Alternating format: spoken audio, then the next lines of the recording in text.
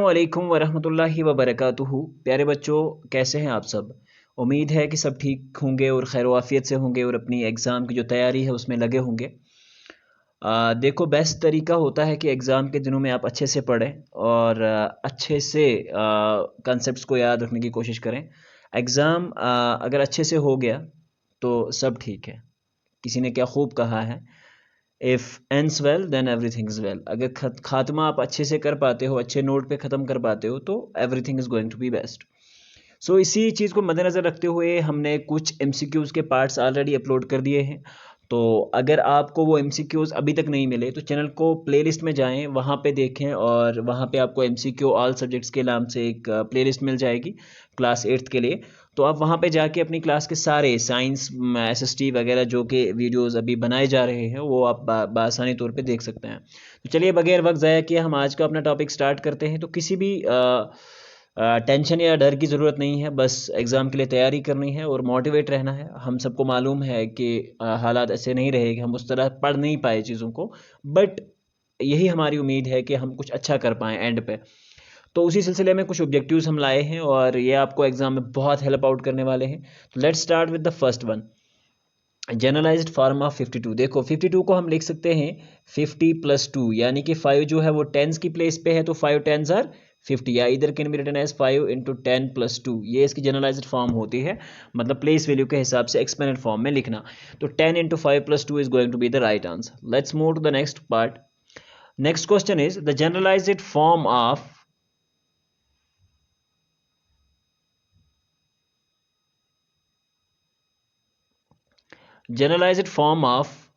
Question number 2, the generalised form of the number 33। अब आपको 33 की जनरलाइज्ड फॉर्म बतानी है, ठीक है। देखिए, अगर आप 33 को देखें ना, तो 33 को हम लिख सकते हैं 3 × 10 या 10 × 3, एक ही बात है, +3। So this is going to be the right answer for this. आई बात समझ। Let's move ahead and solve some more questions. यहाँ पे आपसे क्वेश्चन नंबर 3 पूछा गया है। Question number 3 is like that. Question number 3 is 10 × 7 + 5. So 10 7s are 70, plus 5 is going to be 75. आई बात समझ। Let's move ahead and find some more interesting facts about these numbers, playing numbers. Question number 4, number 10 × 2 + 7। देखो, यहाँ पे इस objective में गलती है, इसका आंसर जो है वो 27 है, ठीक है, बट 27 आपके ऑप्शंस में नहीं है। तो अगर आपके ऑप्शंस में ऐसी चीज़ ना हो, नन ऑफ दीज का भी ऑप्शन ना दिया हो, तो मोस्ट नियरर जो होता है आप उसको क्लिक मार सकते हैं। तो 22 is going to be the answer, but it's answer is exact answer जो है इसका वो है 10 × 2 + 7। इट शुड बी 27, बट 27 नहीं है। तो आपको क्या काम करना है, अगर ऐसा कोई भी ऑब्जेक्टिव एग्जाम में आ जाता है जिसमें ऐसी इस तरह की परेशानी हो, तो उसमें आपको क्या करना है, मोस्ट नियर ऑप्शन है। अगर नन ऑफ दीज है तो फिर then go with the none of these. अगर वो नहीं है तो आप उसको मिटा के ये नन ऑफ दीज का अगर ऑप्शन नहीं है तो then go with the most nearer part. Generalise form of 1 2 3। देखो, 1 2 3 3 डिजिट नंबर है और अगर हम हिसाब से देखें तो 1 10 100 हो जाएगा। 100 की प्लेस पे है, तो आप देख पा रहे हैं यहाँ पे 1 × 100 + 2 × 10 एंड 3 जो रेड से मार्क्ड है वो ऑलरेडी आप कर सकते हैं। तो इस तरह से generalised form of 234 can be written as 2 × 100 3 × 10 and +4। तो नंबर 3 × 100 +4 +10 +5 गिव्स यू, देखो 300 की प्लेस पे है, यहाँ पे आप देख पा रहे हैं 300 हो जाएगा, ये सारा 300 प्लस हो जाएगा 4 10s are 40 + 5, so that is 345. So this is going to be the answer 345. So next है the number 5 × 10 100 + 7 × 10 is giving you the 579। आसान सा क्वेश्चन है, पहले क्वेश्चन की तरह ही है, बट आपको ध्यान में रखना है और अच्छे से इसको सॉल्व आउट करना है एग्जाम में। This is going to be the answer. Question number 9 जो है 100 × A 10 × B, it is not 6 actually, it is B plus C is going to be your 100 की जगह A है तो A आप सिंपली लिख सकते हो, it is going to be like A B and C। ये आपका आंसर हो जाएगा, ठीक है। क्योंकि 100 की प्लेस पे आप देख पा रहे, अगर इसको मैं 1s 10s और 100s की प्लेस पे लिखूं तो 100 की प्लेस पे हमारे पास A है, तो ऑब्वियसली ये A 100 हो गया। A × 100 इसको रिप्रेजेंट कर रहा है। 10 × B, तो B की जगह पे 10 है तो इसको रिप्रेजेंट कर रहा है ये वाला पार्ट, ठीक है, 10 को, और C 1s की प्लेस पे है, तो this is going to be the answer. Let's move ahead. तो इसमें क्या काम करना है, 100 बी की प्लेस पे है, 10 की प्लेस पे आपको सी दिखाया हुआ है और ए की प्लेस पे आपको 100 की जगह बी लिखना है। ठीक है, बहुत आसान सा क्वेश्चन है। 100 की जगह आपने बी लिख दिया और यहाँ 10 की प्लेस पे आपका सी है तो सी लिख दिया, ए 1 की प्लेस पे है तो ए लिख दिया, तो बी सी ए इसका आंसर हो जाएगा। बहुत आसान ट्रिक्स बता रहा हूँ, इनको याद रखने की बड़ी ज़बरदस्त ज़रूरत है। आई बात समझ?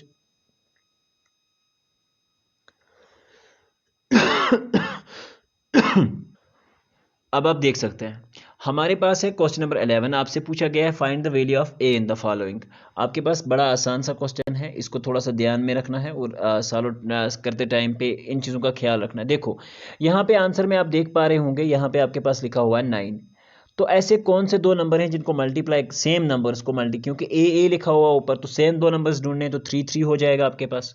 तो ऑब्वियसली जैसे ही आप 1 और इसकी जगह 3 और 3 लगाओगे मल्टीप्लाई में, देखो आंसर क्या आ रहा है हमारे पास, 3 3s are 9 and 3 1s are again, so that becomes 3, तो 39, this is going to be the answer and a is equal to exactly 3, so this is the required answer for that question। आई बात समझ? Let's move ahead and solve the next one।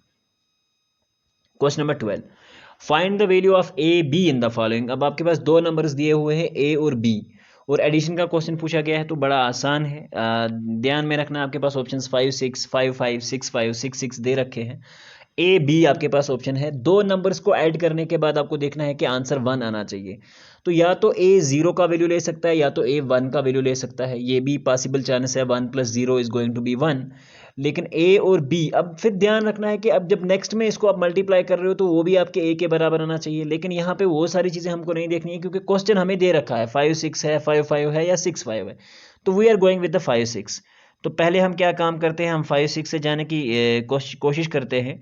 तो let's find out कि हमें क्या answer मिलता है इसको solve out करने के बाद। ठीक है, सो क्वेश्चन में लिखा दैट इज 2a 3b।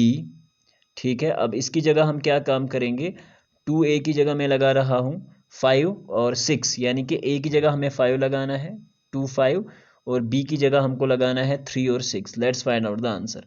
5 6 11 हो जाएंगे, तो करेक्ट आ रहा है मेरा पहला। ठीक है, 2 और 3 5, और b जो देख रहे हो आप, b को मैंने क्या एज्यूम करा है यहाँ पे 6, 2 और 3 5, और एक जो कैरी लगा था वो 6, तो 61। तो B, this one pair is going to be the answer. पहले ही पे आंसर आता है, तो this is the right answer. 13, find the value of A B in the following. A और बी का फिर से वैल्यू, बी के साथ हम क्या ऐड करेंगे कि वो हमें ए का वैल्यू देगी। सो इसके लिए आपको क्या काम करना है, आपके पास ऑप्शंस दे रखे हैं और आपको ऑप्शंस को जाके चेक करना है। तो हम ऑप्शंस को कैसे चेक करते हैं, let's solve out them and check whether the option is going to be the correct और नॉट।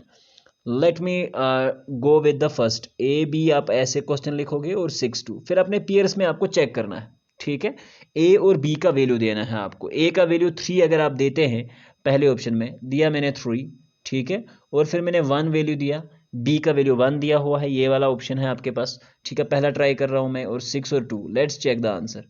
तो आंसर क्या होने वाला है, 2 1 3 6 3 9, 93 is going to be the answer. तो मैंने जो आपका ए का वैल्यू है वो 3 है, so this A is 3, B is 1, so it means that 3 और 3, यहाँ पे आंसर में भी 3 आ रहा है, ए का वैल्यू बी का वैल्यू, तो that is going to be the correct. A is going to be your sorry A is going to be your 3। ठीक है, तो ए 3 है, so 3, 1 is the right choice here. Let's move ahead. Question number 14. Find the value of A, B in the following.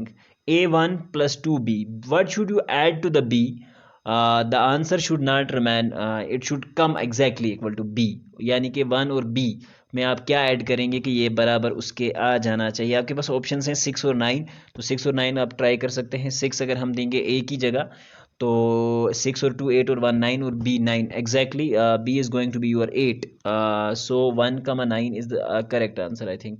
9, that is 6, 9 exactly. ए एक बार मैं करके बता देता हूँ, A1 और 2B, अगर इसको हम ऐड करेंगे B, इसका वैल्यू क्या आना चाहिए 10 लाने के लिए, तो हमें ऑब्वियसली पता है 9 होगा। ठीक है, it should be 9, sorry B should be 9 ना, तो B आपका 9 होना चाहिए। तो B अगर आपका 9 आ रहा है तो B और 1, ठीक है, तो B आपका 9 वैल्यू जब आप दोगे तो 9 और 1 10 हो जाएगा, फिर आपके पास आंसर 0 मिलेगा। ठीक है, 2 और A, को आपको मल्टीप्लाई करना है, लेकिन आंसर b के बराबर होना चाहिए, यानी कि 9 के बराबर आना चाहिए। तो a का वैल्यू क्या हो सकता है आपके पास, a का आपके पास ऑलरेडी कैरी है और 2 3 हो जाएगा, तो a is going to be your 6, तो 6 का 9 is going to be the correct answer for this question. Question number 15. Find the value of a and b in the following a cross b, and here is the a. What should you multiply to b to get 0 2? ठीक है, आपके पास options पहला वाला जो 5 है, 2 5 अगर आप करना चाहें तो a आपका जो है वो 5 हो जाएगा, 2 1 2 आप कर सकते हैं डायरेक्टली, तो ये हो जाएगा आपका 5 comma 1, let me check it, 5 a की जगह 5 और ये 5 comma 1 into 2, 2 1 2, 2 5 10, that is going to be this 1, तो आपका b जो है वो 5 रहेगा b, और this one is going to be your a। ठीक है, तो आसान सा क्वेश्चन है, इसको चेक कर सकते हैं आप। Question number 16, which of the following is divisible by 2, but this is going to be a very interesting question.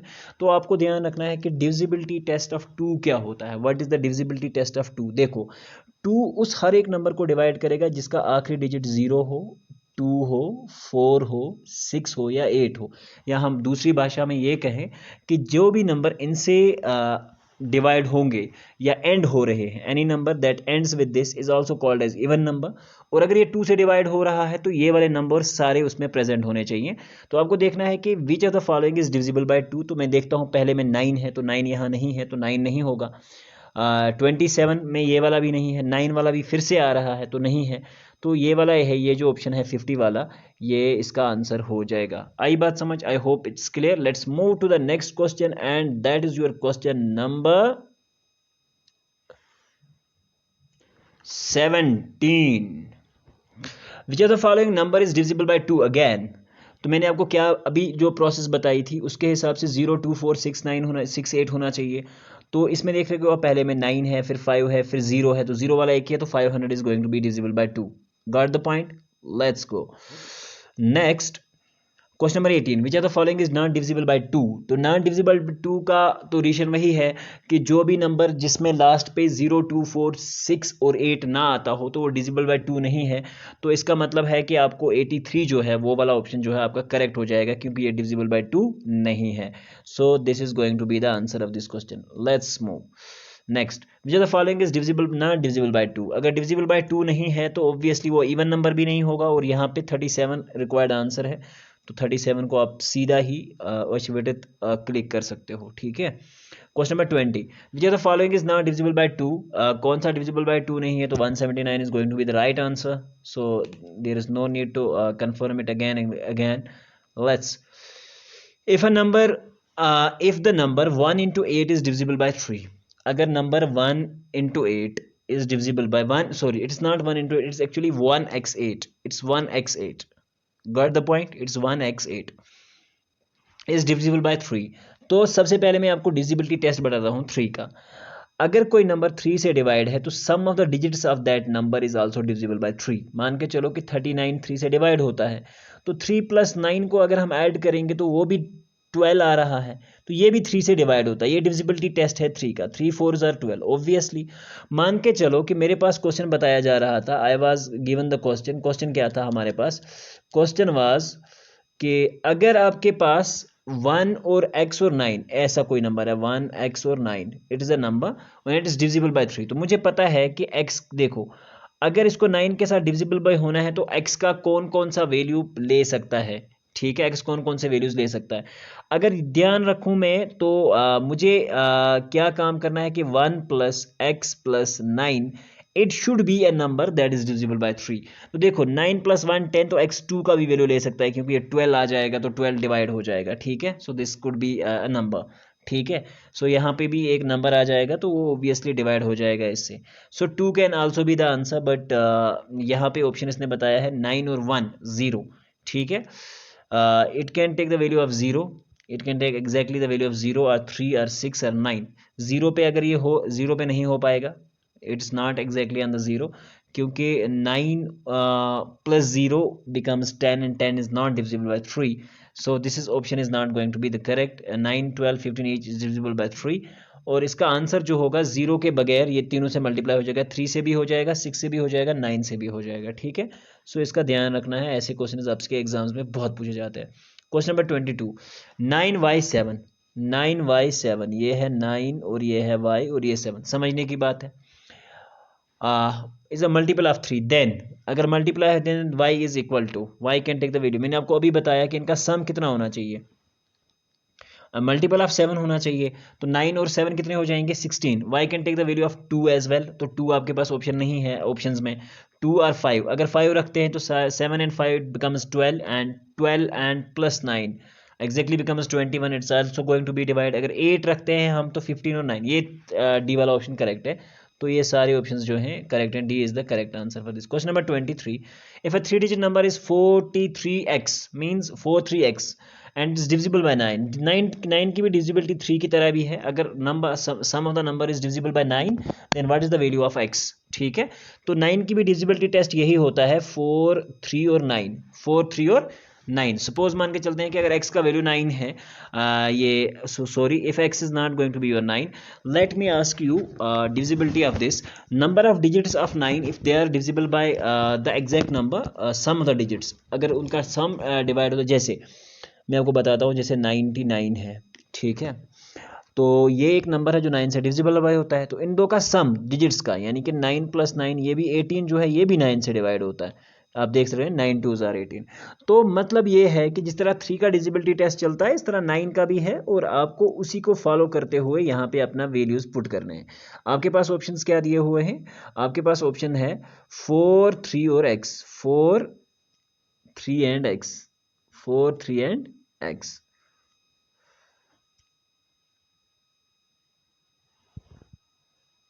4, 3 and x, let me do this first, 4, 3 और x, आई बात समझ, ये 4, 3x हो गया आपके पास।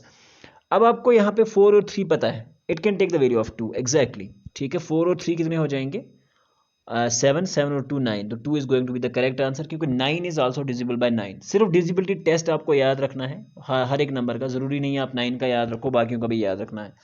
x to 7 is divisible by 9, तो फिर same वही क्वेश्चन है कि 7 और 2 9 हो गया, तो ऑब्वियसली x आपका अब 9 का वैल्यू लेगा, या कोई ऐसा वैल्यू जिसकी वजह से आप 0 भी ले सकता है, it can take the value of 0 as well as, लेकिन 0 हमारे पास नहीं है, तो obviously it can take some value of 9 as well because it needs to be divisible by ना some of the digits भी divide होने चाहिए, तो 9 होगा तभी तो divide हो पाएगा, so this is the 9 is the correct answer here, so don't need to worry about this, ठीक है, let's move ahead।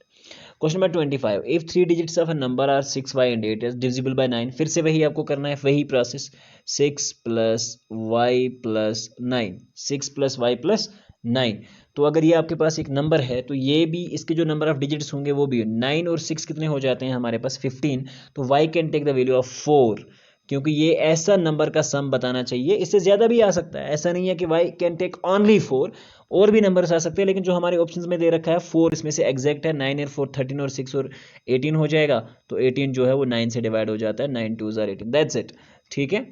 Let's move question number 26, which of the following is not divisible by 3, 3 से divisibility के लिए क्या है, आपको ध्यान रखना है कि वो नंबर भी 3 से डिवाइड होना चाहिए, उसका सम भी, तो अगर मैं पहले नंबर को चेक करता हूँ तो 1 2 3, 1 + 2 3, 3 3s are 3 और 3 6 हो जाएगा, तो 6 इज डिविजिबल बाय 3, फिर से दूसरा भी वही है 2 3 1, again is the same thing, 3 1 4 into 6, तो 1 3 4, it becomes 4 4 8, it is not divisible by 6, so your answer is going to be this one, ठीक है। तो ये ऐसे क्वेश्चन हैं जो 1 मिनट में आप सॉल्व कर सकते हैं एग्जाम में, या 2 मिनट लेकर सॉल्व कर सकते हैं। यहाँ पे question number 20, which of the following number is divisible by 3, it's not divisible by 3, फिर से डिविजिबिलिटी टेस्ट आपको 3 का याद रखना है कि टेस्ट क्या होता है, sum of the digits of a number if they are divisible by 3 then the number is divisible by 3, you have to use it and find the answer, answer for this question is 457।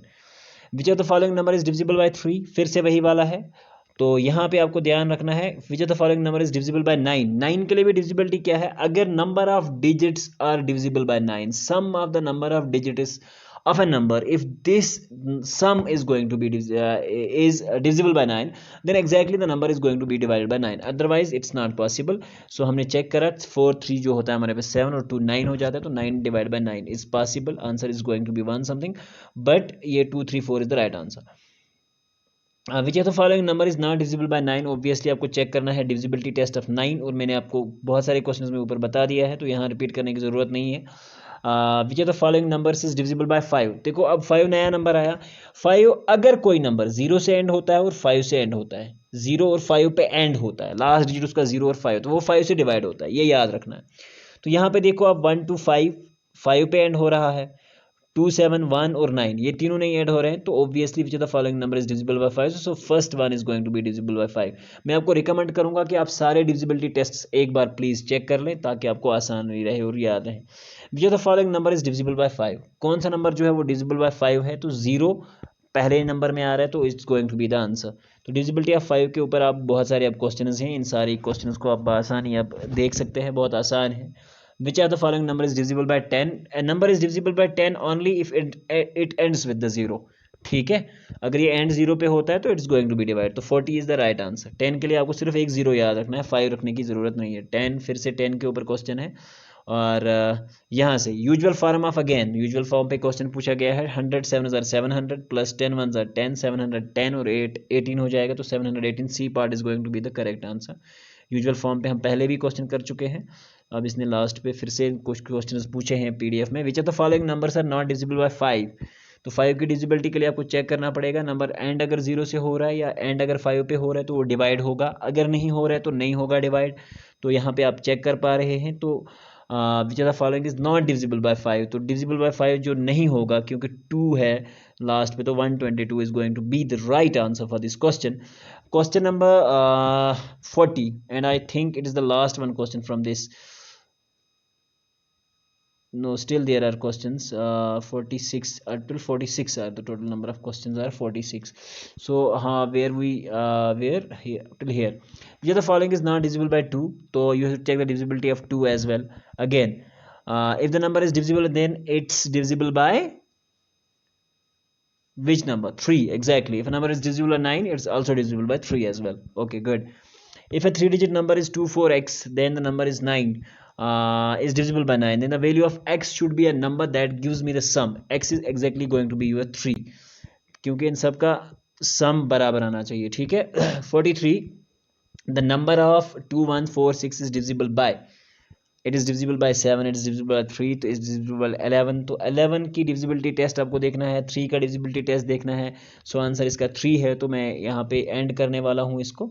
So this is 100a plus 10b plus c can be written as 100a plus 10b plus c। A B C की form जो है, देखो ए B C की form को हम कैसे लिख सकते हैं, क्योंकि ए बी सी है, ए किस प्लेस पे है 100 की, तो a इंटू 100, ठीक है। बी किस प्लेस पे है टेंस की प्लेस पे, तो b इंटू 10 प्लस रखना है बीच में। सी वंस की प्लेस पे, तो C into 1, so it's going to be like this, ठीक है। This is the answer of required this question. The number 15287 is divisible by 3 की डिविजिबिलिटी टेस्ट चेक करो, और 15287 3, 7 और 9, ठीक है। तो ये इनमें से किसी से भी डिविजिबल नहीं होता है, तो this is the required answer for this question.